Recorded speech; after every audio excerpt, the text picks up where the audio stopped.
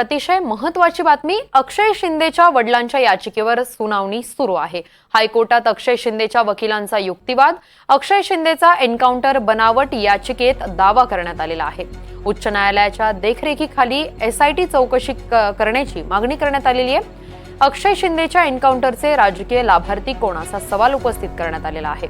याचिकेच्या माध्यमातून हा गंभीर सवाल उपस्थित करण्यात आल्याची माहिती मिळते। एन्काउंटरच्या राजकीय लाभार्थ्यांची चौकशीची मागणी करण्यात आली आहे। अक्षय शिंदेच्या एन्काउंटरसह चिमुरड्यांवरील लैंगिक अत्याचाराची देखील नव्याने चौकशीची मागणी देखील करण्यात आलेली आहे। 2 फरार आरोपींवर देखील याचिकेत प्रश्नचिन्ह उपस्थित करण्यात आले आहेत। न्यायमूर्ती रेवती मोहिते डेरे आणि न्यायमूर्ती पृथ्वीराज चव्हाण यांच्या खंडपीठासमोर ही सुनावणी पार पडते। कुटुंबियांच्या जीवाला देखील धोका असल्याचं या याचिकेत म्हणण्यात आलेलं आहे। संरक्षणाची देखील यावेळी मागणी करण्यात आली आहे।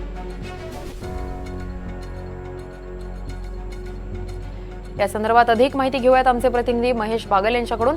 महेश, अक्षय शिंदेच्या वडिलांनी जी याचिका दाखल केली होती त्यावर तातडीची सुनावणी करण्यात येते, नेमकं काय घडतंय सुनावणीत? मुंबई उच्च न्यायालयामध्ये अक्षय शिंदे एन्काउंटर प्रकरणी तातडीची सुनावणी घेण्यात आलेली आहे आणि या संदर्भात अक्षय शिंदेच्या वडिलांनी ही याचिका दाखल केलेली आहे। ॲडव्होकेट अमित कटार नवरे यांनी या संदर्भात अक्षय शिंदेच्या वडिलांचं वकीलपत्र घेतलेलं असून अक्षय शिंदेचा एन्काउंटर बनावट असल्याचा त्यांच्या याचिकेमध्ये दावा करण्यात आलेला आहे।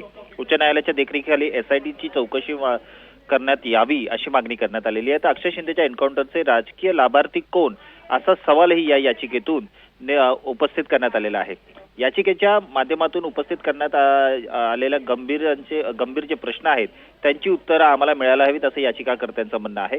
एन्काउंटरच्या माध्यमातून राजकीय लाभ घेण्याचा प्रयत्न केला जात असल्याचा आरोप सुद्धा करण्यात आलेला आहे। एकंदरीत पाहता या संदर्भात न्यायमूर्ती रेवती मोहिते डेरे आणि न्यायमूर्ती पृथ्वीराज चव्हाण यांच्या खंडपीठासमोर ही सुनावणी सुरू आहे आणि आमच्या कुटुंबियांच्या जीवाला धोका असल्याचा दावा याचिकाकर्त्यांनी केलेला आहे। त्यामुळे एकंदरीत आम्हाला संरक्षण द्यावं अशी मागणी करण्यात आलेली असून आता सध्या या घडीला याचिकाकर्त्यांचे वकील जे आहेत ते आपली भूमिका न्यायालयासमोर मांडत आहेत आणि याचिकाकर्त्याचं काय काय म्हणणं आहे ते त्या ठिकाणी सांगितलं जात आहे।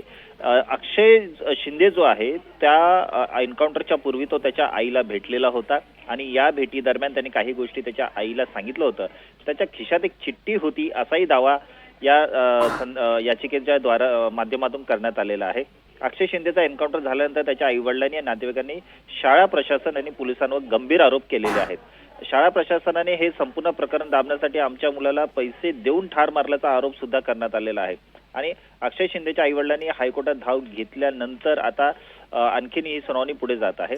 आणखीन एक गोष्ट या याचिकेत नमूद करण्यात आलेली आहे की पुरावे नष्ट करण्यासाठी माझ्या मुलाची हत्या करण्यात आला आहे असा आरोप करण्यात आलेला आहे। तर आता या पुढच्या सुनावणीमध्ये आणखीन काय काय गोष्टी घडतात हे पाहण्यासारखं असेल। नक्कीच महेश, धन्यवाद तुम्ही दिलेल्या सविस्तर माहितीसाठी।